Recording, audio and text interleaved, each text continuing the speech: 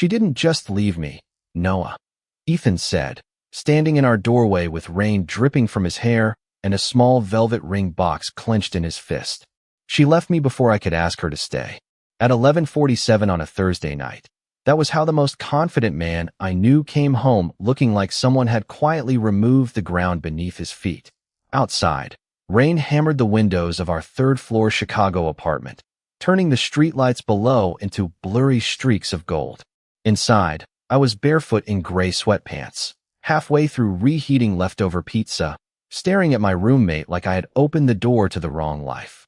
Ethan Miller wasn't supposed to look like this. Ethan was 6'2", broad-shouldered, annoyingly good at fixing anything with a toolbox, and usually carried himself with the easy certainty of a man who believed every problem had a practical solution. 20 minutes earlier, I had assumed he was proposing to Claire. He had spent 3 weeks pretending he wasn't nervous about it. He had asked me whether navy or charcoal looked better for dinner. He had made me inspect the ring under our kitchen light because, according to him, gay men apparently possessed some secret certification in jewelry. I'd laughed and told him the ring was beautiful. What I hadn't told him was that helping the man I'd secretly loved for almost 2 years prepare to marry someone else felt like volunteering to hold the door open while my own heart walked out of the room. But Claire made him happy, or I thought she did, and loving Ethan had taught me one very inconvenient lesson. Sometimes caring about someone meant wanting the life they chose, even when that life had no place for you in it. What happened? I asked. Ethan looked down at the box in his hand as though he'd forgotten it was there. Can I come in first? The question nearly broke me. He lived here. His running shoes were beside mine. His ridiculous collection of hot sauces occupied half our refrigerator door, yet he stood on the threshold asking permission to enter his own home. I stepped aside. Yeah, of course. He walked past me, bringing the cold smell of rain into the apartment. His jacket was soaked through. I grabbed a towel from the bathroom and handed it to him, but he simply held it without using it. Ethan. She was with someone. His voice was strangely calm. Too calm. At the restaurant. No. He swallowed. I went to her place first. Thought I'd surprise her. He gave a short laugh that held no humor. Mission accomplished, I guess. I didn't ask for details. The way his eyes fixed on some invisible point beyond my shoulder told me enough. How long? Months. One word. And suddenly the apartment seemed too quiet. Ethan moved toward the couch and sat down heavily. The velvet box remained in his hand. I took the chair across from him, leaving space between us because I knew Ethan. When something hurt, he needed room before he needed comfort. She said she'd been trying to tell me, he continued. Apparently, I wasn't listening. That doesn't make this your fault. I know. He rubbed both hands over his face. That's the worst part. I know all the reasonable things I'm supposed to know, and none of them make me feel any less stupid. You're not stupid. I bought a ring, Noah. His voice finally cracked. I had a reservation. I called my mom this morning and told her tonight was the night. I watched his fingers tighten around the box. I thought I knew where my life was going. There it was. Not anger. Not jealousy. Loss. Ethan wasn't only grieving Claire. He was grieving the future he'd already furnished in his imagination. I stood and went to the kitchen, mostly because I needed something useful to do. Coffee. It's midnight. Since when has that stopped you? A faint smile appeared and disappeared. Fine. I made 2 mugs anyway, his with too much cream, mine black. When I returned, Ethan had finally taken off his wet jacket. I set his coffee down and sat beside him this time, leaving a few inches between us. For several minutes, neither of us spoke. Rain filled the silence. Then Ethan's shoulder touched mine. It could have been accidental. I told myself it was. A minute later, his head lowered until his forehead rested against my shoulder. Every muscle in my body went still. In nearly 2 years of living together, Ethan had hugged me, shoved me jokingly during football games, once fallen asleep against me during a movie after working 14 hours straight. None of those moments had felt like this. This wasn't casual. This was trust stripped of all its usual disguises. Noah, he whispered. Yeah. I don't want to be alone tonight. My heart gave one painful, impossible beat. I stared at the rain crawling down the window and reminded myself that he was hurting, that I was his friend, that this moment belonged to his heartbreak and not my hope. I started to shift, thinking he wanted the couch to himself, but his hand caught the sleeve of my sweatshirt. No. His grip wasn't strong, just desperate enough to stop me. I looked down at him.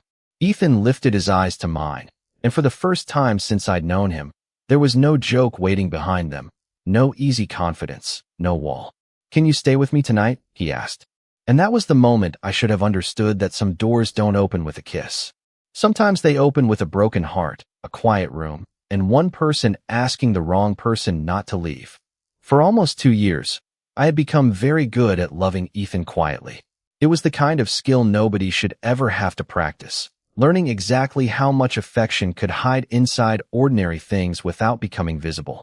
I knew he hated pulp and orange juice, that he always forgot to buy laundry detergent until the bottle was completely empty, and that he called his mother every Sunday afternoon even when he pretended the conversations annoyed him.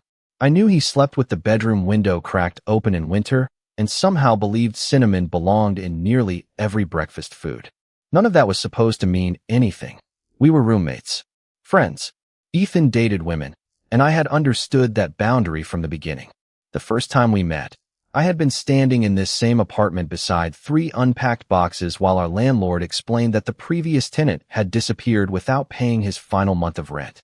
Ethan arrived 10 minutes late, carrying 2 coffees and apologizing to everyone in the room. He handed me one before realizing he had no idea whether I even drank coffee. I did. That became the first of hundreds he would bring home without asking.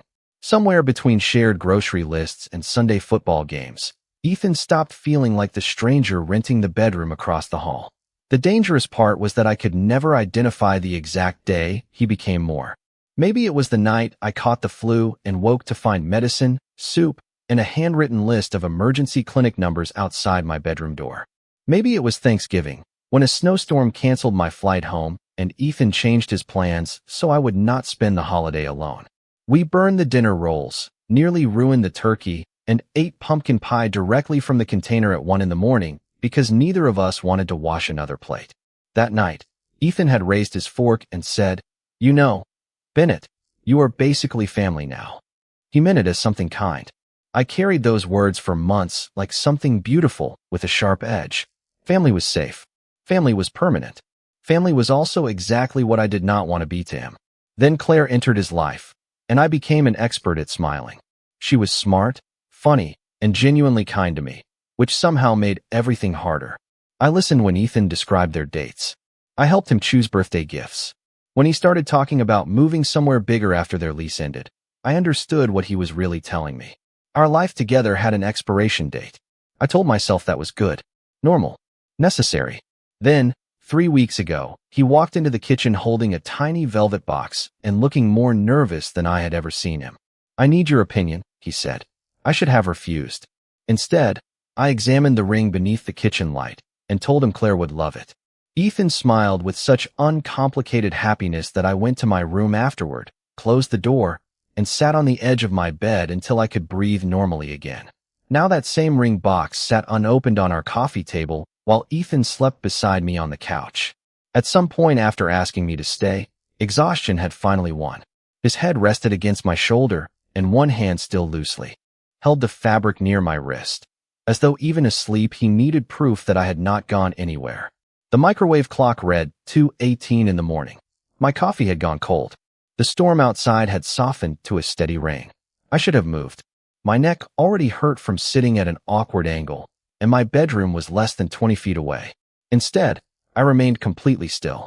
There was something painfully intimate about being trusted by someone who had no idea how dangerous that trust was to your own heart. Ethan shifted slightly and murmured something I could not understand.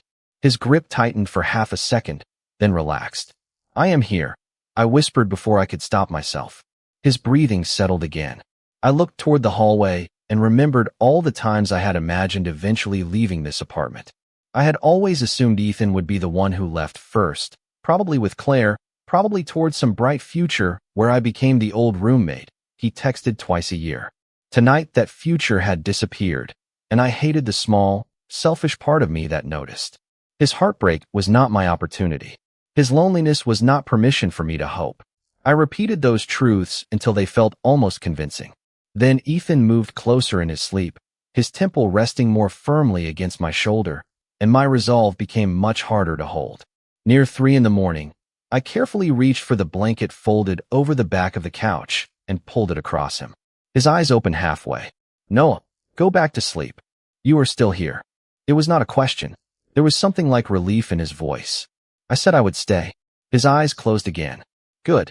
One simple word, barely louder than the rain. And somehow it landed harder than everything else he had said that night.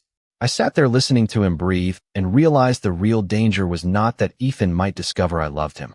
The real danger was that, for the first time in 2 years, he was giving me reasons to wonder what would happen if he did.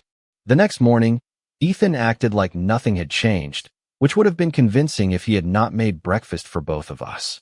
I walked into the kitchen just after 8 and found him standing at the stove in an old gray t-shirt, staring at a skillet with the concentration of a man attempting major surgery.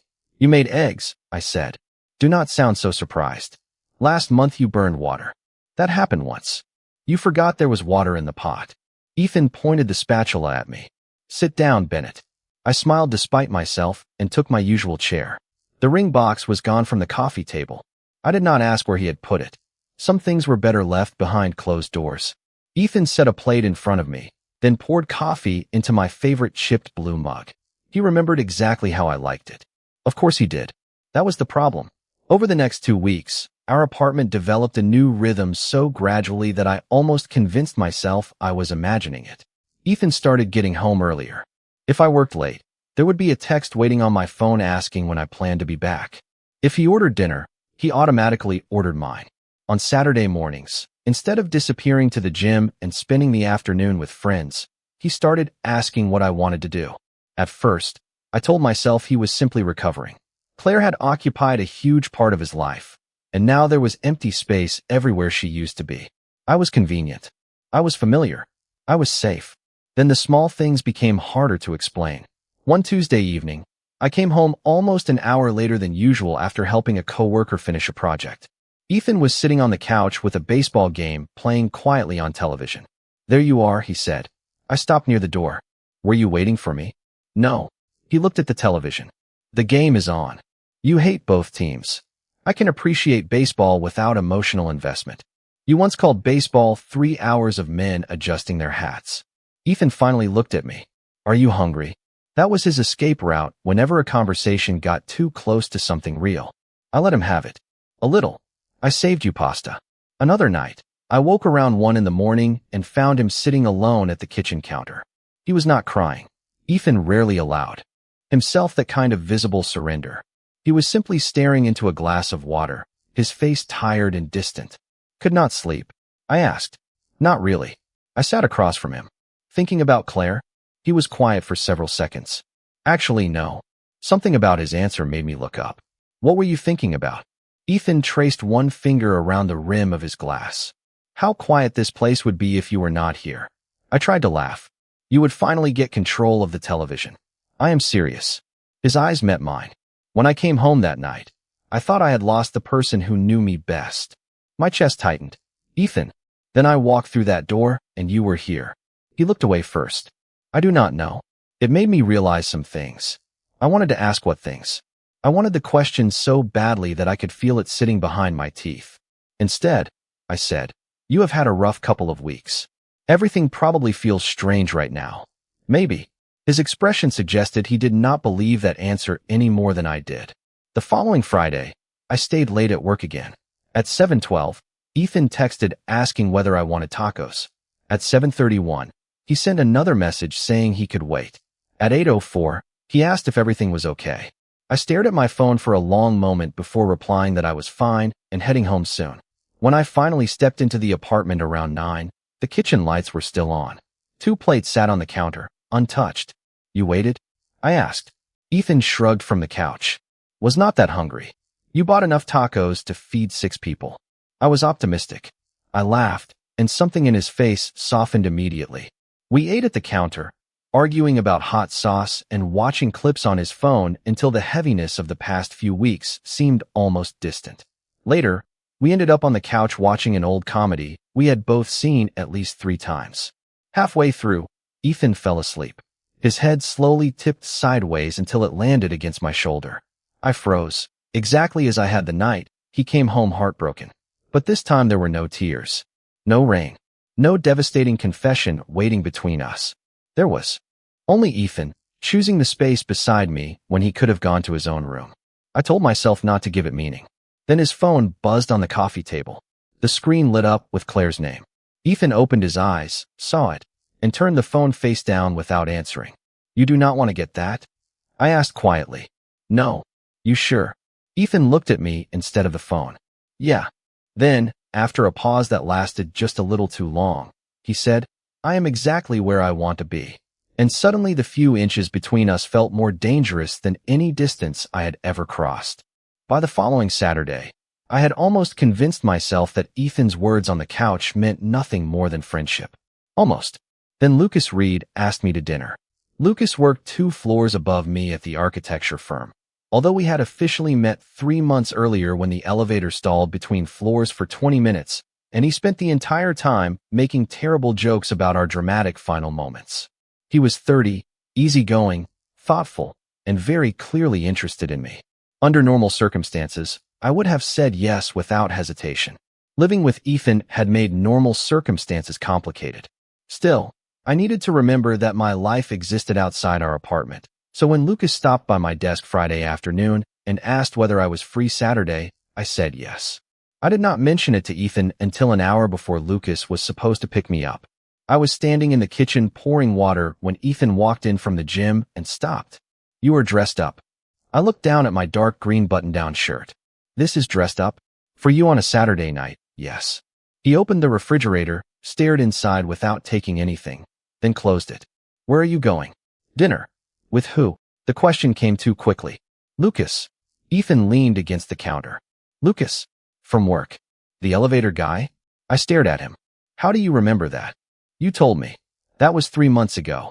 He shrugged. Listen, that simple answer should not have affected me, but it did. Anyway, he asked me out. Ethan's expression changed so slightly that anyone else might have missed it. I did not. His jaw tightened. "A date. That is usually what asking someone out means. Right?" He opened the refrigerator again. "You already checked in there." "I know. Are you looking for something?" "No." I watched him for another second. "Are you okay?" Why would I not be okay? The buzzer sounded before I could answer. Ethan looked toward the intercom as if it had personally offended him. "That him?" "Probably." I pressed the button to let Lucas into the building. When I turned back, Ethan was studying me. "What?" I asked. "Nothing. You are staring." "I am not staring." "You absolutely are." His gaze dropped briefly to my shirt, then returned to my face. "You look good." The sincerity in his voice caught me off guard. "Thanks." 3 minutes later, Lucas knocked. He looked good too, wearing a navy jacket and carrying the kind of relaxed smile that made conversation easy before it even started. Ethan appeared beside me while I was putting on my coat. "Lucas, this is Ethan, my roommate. Good to finally meet you," Lucas said, offering his hand. "Noah talks about you." Ethan shook it. "Does he?" "Sometimes." Lucas smiled at me and lightly touched the middle of my back as we turned toward the hallway. It was a completely innocent gesture, but when I glanced over my shoulder, Ethan was looking directly at Lucas's hand. Dinner was good. Lucas was funny without trying too hard, asked questions and actually listened to the answers, and never once made me wonder what he meant. That should have felt refreshing. Instead, part of my mind kept returning to Ethan standing in our doorway. Lucas walked me home shortly before 11. At the entrance to the building, he smiled and said, "I would like to do this again." I would too. He hugged me goodbye, warm and brief, then headed toward his car. When I entered the apartment, every light was off except the lamp beside the couch. Ethan was sitting there with the television muted. "You are awake," I said. "Could not sleep." "It is 11. "Exactly." I hung up my coat. "How was your date?" His tone was casual. His eyes were not. "Good. Just good. Really good, actually." Something flickered across his face. "Are you seeing him again?" "Probably." Ethan nodded once. "Cool." I started toward my bedroom. "Good night." "Noah." I stopped. Ethan was looking down at his hands now. "Did he kiss you?" For a moment, I genuinely thought I had misunderstood him. "What?" His eyes lifted to mine. "Lucas, did he kiss you?" The apartment suddenly felt much smaller. "Why are you asking me that?" "I am just asking." "No, you are not." I stepped closer to the couch. "You waited up until I came home." You wanted to know whether I am seeing him again. Now you want to know whether he kissed me. What? Ethan opened his mouth, but nothing came out. For once, the man who always had an answer seemed completely lost. Ethan, I said quietly. His gaze held mine for several seconds before sliding away. Forget it. I do not think I can. He stood, suddenly restless. I said forget it, Noah. Then stop asking questions you do not want me to answer. He went still. Neither of us spoke. The refrigerator hummed in the kitchen, a car passed on the wet street below, and somewhere in the building a door closed. Ordinary sounds, ordinary night, except nothing between us felt ordinary anymore. Ethan finally looked at me again, and there was something in his expression I had never seen before. Not heartbreak, not gratitude, something far more confusing. I do not know why I care, he said. The answer should have ended the conversation. Instead, it changed everything, because for the first time, Ethan was no longer pretending that he did not. For the next 4 days, Ethan and I became experts at avoiding the one conversation neither of us could forget. We still shared breakfast, still argued over the thermostat, still occupied opposite ends of the couch after work, but something invisible had shifted between us. Every silence seemed to contain the same unanswered question. Why did he care? I refused to ask again. Ethan refused to explain. Then Wednesday night brought the kind of spring storm Chicago seemed to save for moments when life was already complicated enough. Rain struck the windows in hard sheets. Thunder rolled across the city. And just after 9, the apartment went completely dark. Perfect, Ethan said from the living room. Very dramatic. I turned on the flashlight on my phone. Do not worry. I am sure the universe arranged this specifically for you. Finally, the recognition I deserve. We found 4 candles in the kitchen drawer, although neither of us remembered buying them.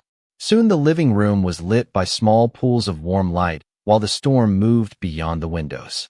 With no television and unreliable cell service, there was nothing left to distract us from each other. Ethan sat on the floor with his back against the couch. I took the opposite end, keeping several feet between us. For a while, we talked about harmless things. Work, rent, whether our landlord would ever fix the leaking kitchen faucet. Then Ethan became quiet. Claire called me today. My stomach tightened. Did you answer? Yeah. I waited. She apologized, he said. Not for leaving. For how she did it. How do you feel? Ethan watched the candle flame nearest him. I thought hearing her voice would make me want everything back. And did it? No. His answer came immediately. That is what scares me. I studied him. Why? He rubbed his hands together slowly. Because she said something before we hung up. Something she said the night we broke up too, but I was too angry to hear it then. Thunder sounded somewhere in the distance. What did she say? Ethan hesitated. She said maybe I have been looking in the wrong direction my whole life. I stopped breathing for half a second. What does that mean? I asked her. He gave a nervous laugh. She told me I should figure it out myself. That sounds like Claire. Yeah. Ethan finally looked at me. Do you know what she meant?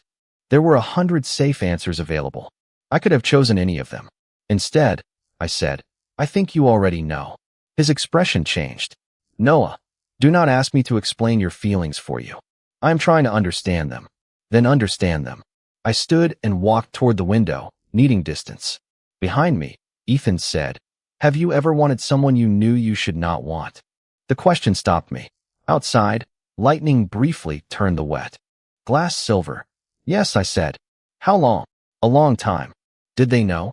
I almost laughed at the cruelty of that question. No. Ethan rose behind me. I could hear him moving closer, then stopping. Why did you never tell them?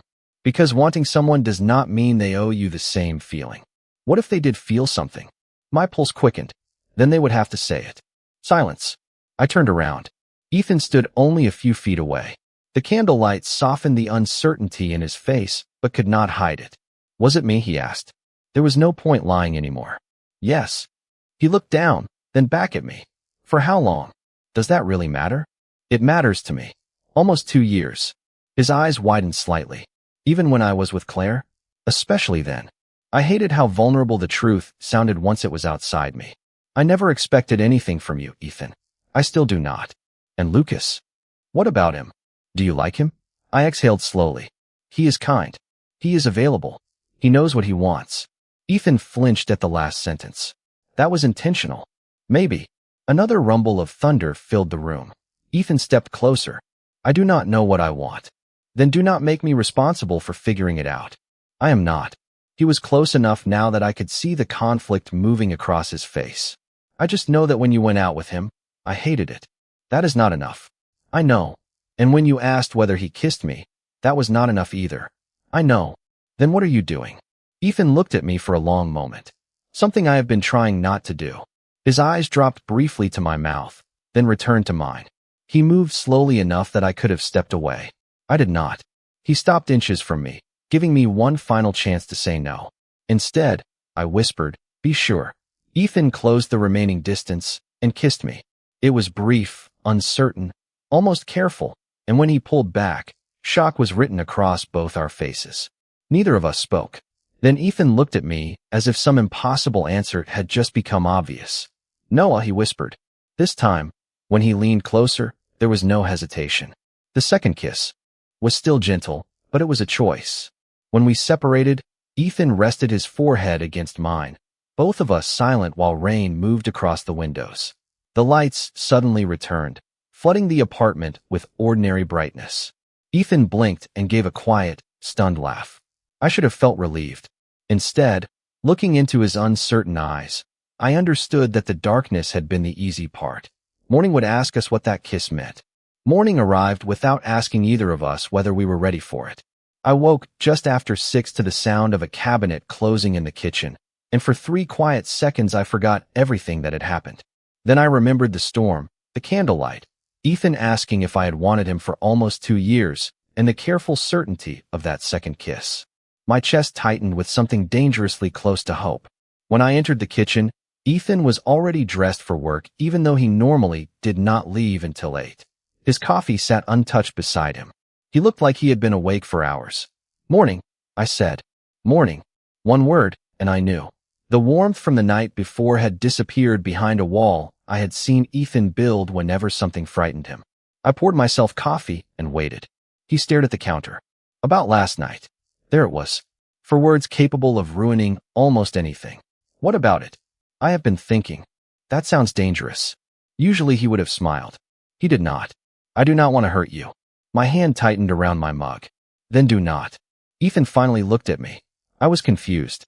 Everything has been strange since Claire left, and then you told me how you felt, and I think I got caught up in the moment. I let the silence sit between us. Caught up in the moment, I repeated. That is what you are calling it. I do not know what else to call it. You kissed me twice. I know. The first time could have been confusion. What was the second? Ethan looked away. That hurt more than any answer could have.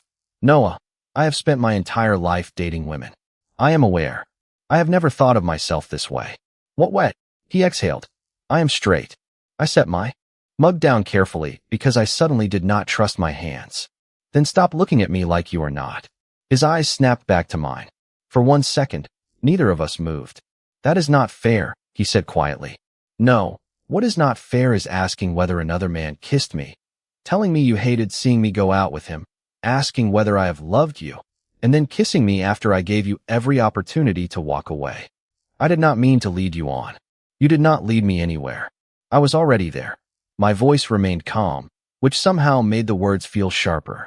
I told you the truth because you asked. I never asked you to become something you are not. I know. Do you? Ethan pushed a hand through his hair. I am trying to make sense of this. Then take the time you need. But you do not get to use me as the test. His face fell. That is not what you are. Then what am I? He opened his mouth. Nothing came out. That silence answered more clearly than words. I picked up my work bag from the chair. Noah, wait. I am going to work. It is barely 7. Then I will be early. He stepped toward me, then stopped himself. The hesitation was almost worse than if he had done nothing. I am sorry. I nodded. So am I. I left before he could see how much that conversation had cost me. For the next several days, our apartment became a place of careful distances. Ethan stopped waiting for me to eat dinner. I stopped sitting beside him on the couch. We were polite in the way strangers were polite in elevators. Good morning. Do you need the bathroom? I bought milk. The landlord called. Every ordinary sentence covered something neither of us knew how to repair. Lucas texted twice. I answered the second time and told him I needed a little space before another date.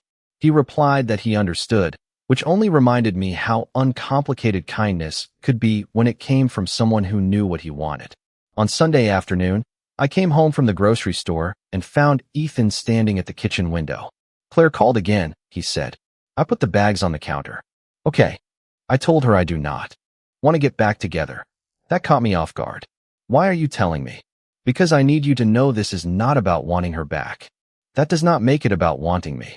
His face tightened. "I know." I nodded and began putting groceries away. Ethan remained there for another moment before quietly leaving the kitchen. I listened to his bedroom door close and realized something I should have understood weeks ago. Loving Ethan quietly had been painful, but hoping he might love me back was worse. That night, I opened my laptop and searched apartment listings. I found a small one-bedroom place 12 minutes from work, more expensive than I wanted, but still possible. I stared at the listing for nearly an hour before requesting a tour. 2 days later, I signed the application. On Friday evening, while Ethan was still at work, I brought home the first stack of moving boxes. For almost 2 years, I had been terrified that Ethan would be the one to leave our apartment first. I never imagined that saving my heart would require me to become the person who walked away. The boxes changed everything. Until that Friday, Ethan and I could pretend the distance between us was temporary, something awkward that might eventually disappear if we gave it enough time. Cardboard made it real. I had just finished taping the bottom of the third box when I heard the apartment door open. "Noah," Ethan called from the hallway. "In here."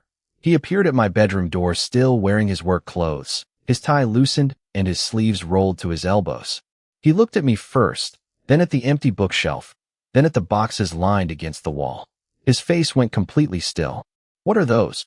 It was such an unnecessary question that I almost laughed. "Boxes. I can see that." His eyes moved to the stack of books on my bed. "Why are you packing?" I pressed another strip of tape across the cardboard. "I found an apartment." For several seconds, Ethan said nothing. "You found an apartment?" "Yeah." "When?" "I toured it Tuesday." "Tuesday?" His voice sharpened with disbelief. "You have been planning to move out all week and you did not tell me?" "I am telling you now." "After you signed something?" I looked at him. "How did you know I signed something?" "Because you would not be packing if you were still thinking about it."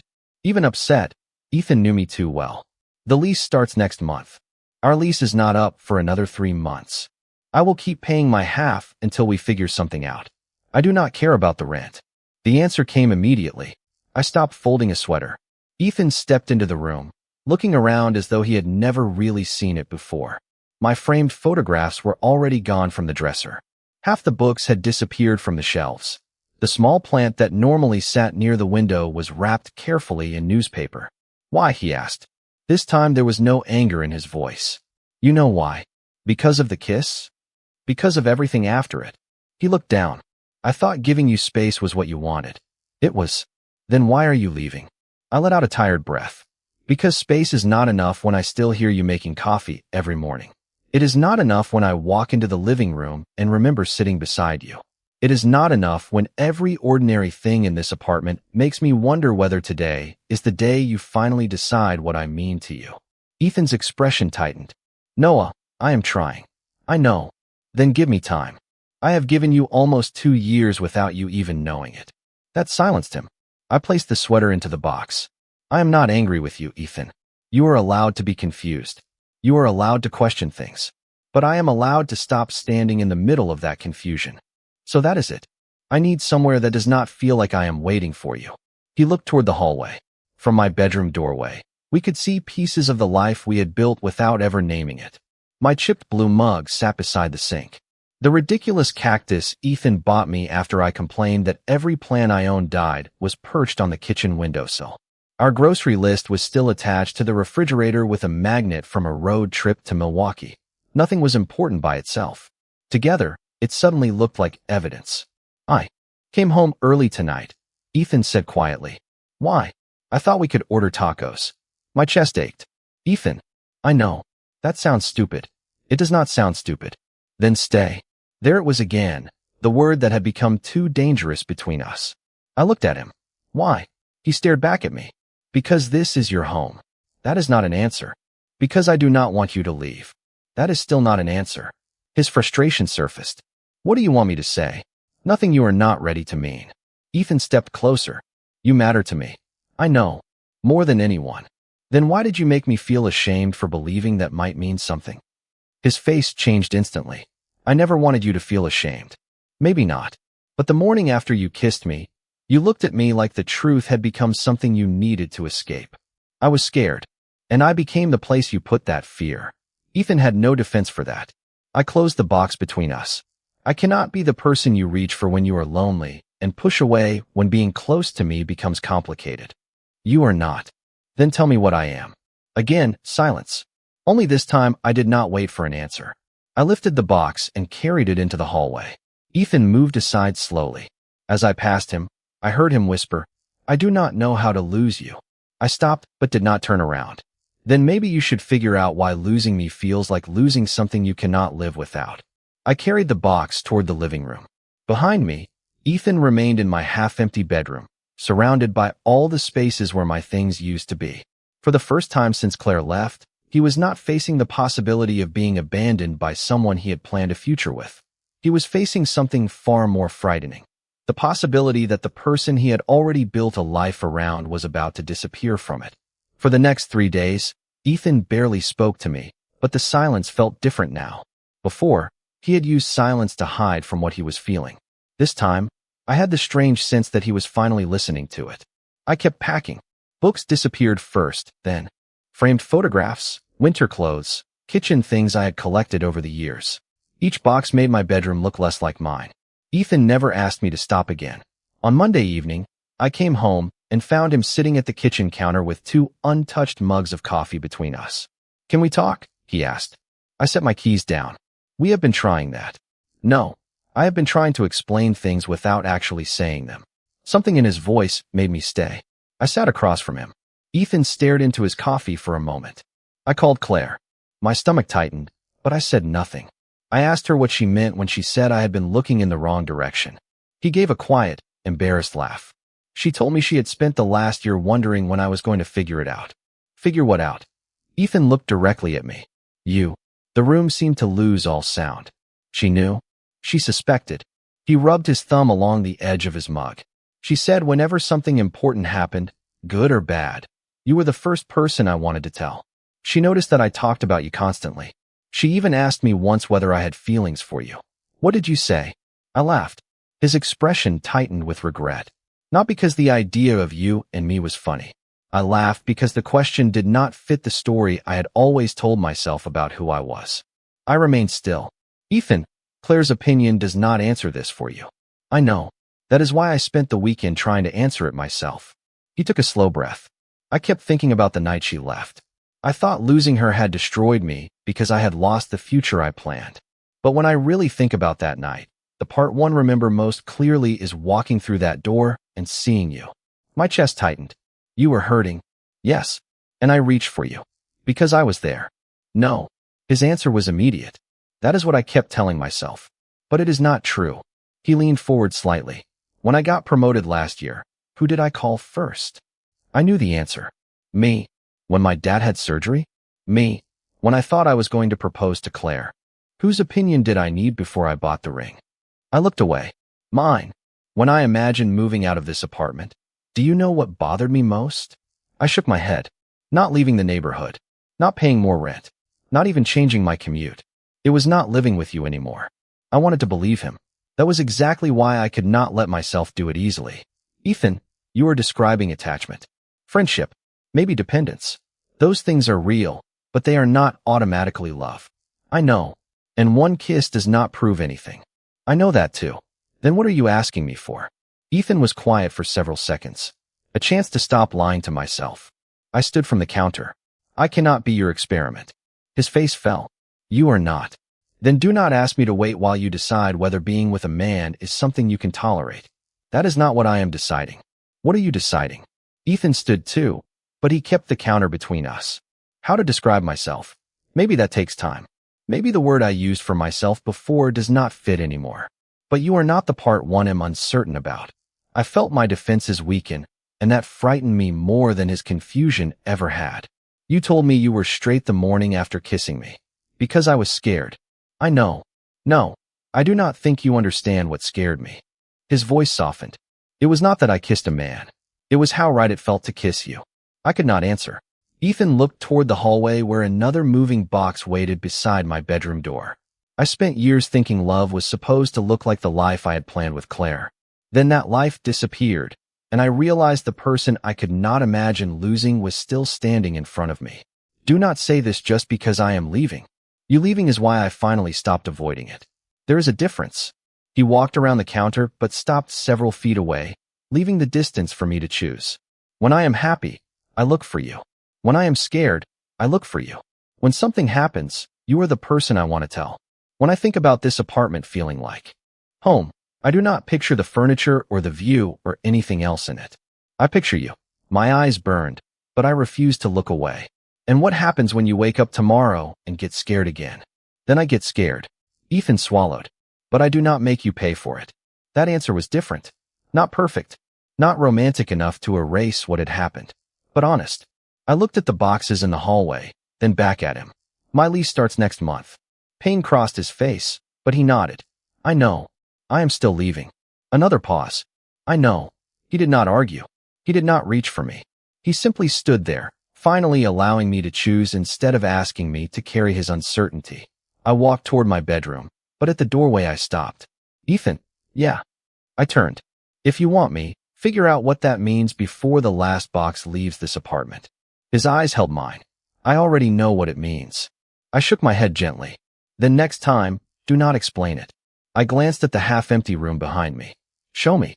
Moving day arrived on a bright Saturday morning, almost offensively beautiful after weeks of emotional storms. By 10, sunlight filled the apartment, landing on pale rectangles where my photographs had once hung. Most of my belongings were already downstairs in a rented moving van. Only one suitcase remained beside the front door, along with my chipped blue mug on the kitchen counter because I had somehow forgotten to pack it. Ethan had helped carry every box without once asking me to reconsider. That frightened me more than another argument would have. He simply showed up, carried what needed carrying, and respected every boundary I had placed between us. When the last box disappeared downstairs, I returned to find him standing beside the kitchen window. That is everything, I said. Ethan glanced toward my suitcase. Almost. I picked up the blue mug. You can keep this. He frowned.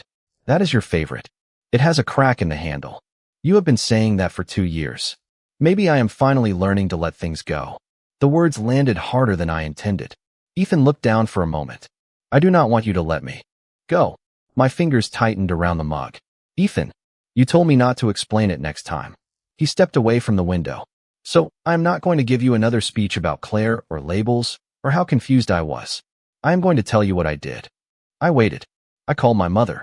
That was not what I expected. Your mother? Tuesday night. His nervous smile appeared for half a second. I told her about you. I stared at him. What exactly did you tell her? That I kissed my roommate. That I panicked afterward. That I hurt him because I was more concerned about protecting the version of myself I understood than protecting someone I cared about. My throat tightened. What did she say? First she asked whether you were the Noah who made Thanksgiving dinner with me during the snowstorm. Despite everything, I laughed softly. Then she asked if you were the Noah who drove me to the airport at 4 in the morning last Christmas. Then she asked if you were the Noah I talk about every Sunday. Ethan shook his head.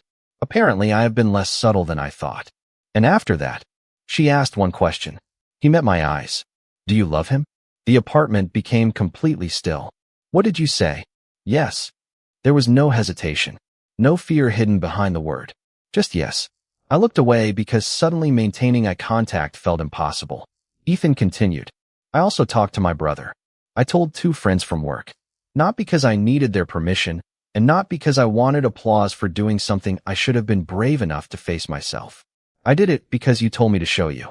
I needed to know that when you walked out this door, I would not become afraid of the truth the second nobody was watching. I slowly set the mug back on the counter. You did all that this week? I did. Why? Ethan took one step closer, then stopped. Because I do not need you. The word startled me. He saw it immediately. That came out wrong. A little. What I mean is, the night Claire left, I asked you to stay because I needed someone to keep me from feeling alone. That was not fair to you. His voice softened. Today I am asking for something different. I can survive being alone, Noah.